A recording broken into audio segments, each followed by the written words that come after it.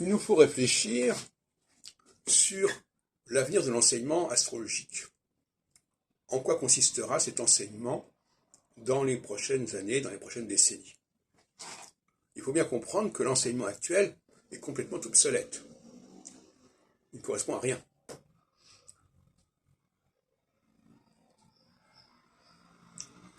Il est fondé sur une astrologie des degrés dont j'ai montré l'inanité, une précision qui n'a strictement aucune valeur, qui est la poudre aux yeux, qui donne l'impression d'une rigueur qui, dans la pratique, est complètement illusoire. Et le problème, c'est que les élèves en astrologie, qu'est-ce qu'on leur propose? On leur dit, voilà, la carte du ciel, le thème natal, apprenez à organiser, combiner, arranger tout ce fouillis des planètes dans les différents signes, dans les différentes maisons. Et ça peut prendre des années. Donc ça peut rapporter, si on peut dire, aux écoles d'astrologie ou aux enseignants. Mais ça, ce n'est pas acceptable. Il faut repenser complètement les modalités. Et notamment, je suis en faveur d'une combinaison entre astrologie et psychosociologie. Quand je dis cela, je ne veux pas dire que l'astrologie doit devenir une psychosociologie. Attention. Je dis qu'il y a une psychosociologie que je qualifie de sensorielle, que je qualifie aussi de cyclique, d'une certaine manière. Et ça dépend de l'astrologie.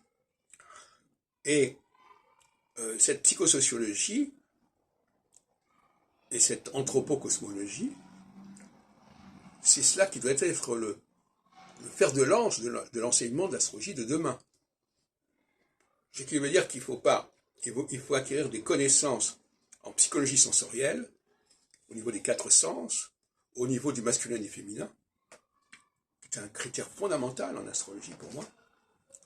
Et bien entendu, il faut une psychologie qui soit en rapport avec les cycles, avec les phases, et non pas une psychologie statique. Il y a une psychologie statique qui n'est pas astrologique, qui est sensorielle, qui est sexuée, et puis il y a une psychologie psychologique qui vient effectivement du mouvement de Saturne notamment, qui est quelque chose qui est une psychologie collective. On n'est plus dans l'individuel ici. D'ailleurs, les travaux de Michel Gauquelin ne sont pas du tout de l'ordre de l'individuel. Il y a des jupitériens, il y a des saturniens, il y a des lunaires. Bon, voilà. Mais il n'y a pas, c'est pas le thème natal au niveau individuel. D'ailleurs, la notion d'individualité, pour moi, elle est d'ordre pathologique, de cette manière. Ce n'est que dans la pathologie qu'on peut parler d'individualité, d'exceptionnalité, etc. Mais l'astrologie doit traiter avant tout de phénomènes collectifs, de phases collectives, en sachant, bien entendu, que ces phases sont des problématiques et que chacun d'entre nous doit répondre à ces phases à sa façon. Mais ce n'est pas l'astrologie qui nous le dit. L'astrologie nous dit qu'il va y avoir un problème, une problématique qui va se poser, et chacun va devoir régler le problème avec son vécu, son histoire. Et en ce qui concerne les travaux de Gauquelin, lui, il a mis au point une batterie de tests qui permettent de savoir si on est de telle et telle planète. Et c'est beaucoup plus intéressant que de regarder l'heure de naissance. La question de l'heure de naissance est une question statistique qui a été la base des travaux de Gauquelin, mais en réalité, elle n'est pas utilisable en tant que telle. Par contre, le résultat est utilisable, c'est-à-dire que les gens, de toute façon, doivent être classés de cette façon, sur la base des 5 planètes de Gauquelin, ou des 3 planètes, ça dépend comment on voit les choses.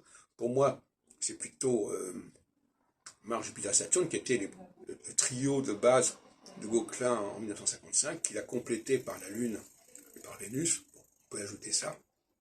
Voilà donc globalement et très rapidement tout le champ de l'enseignement astrologique de demain.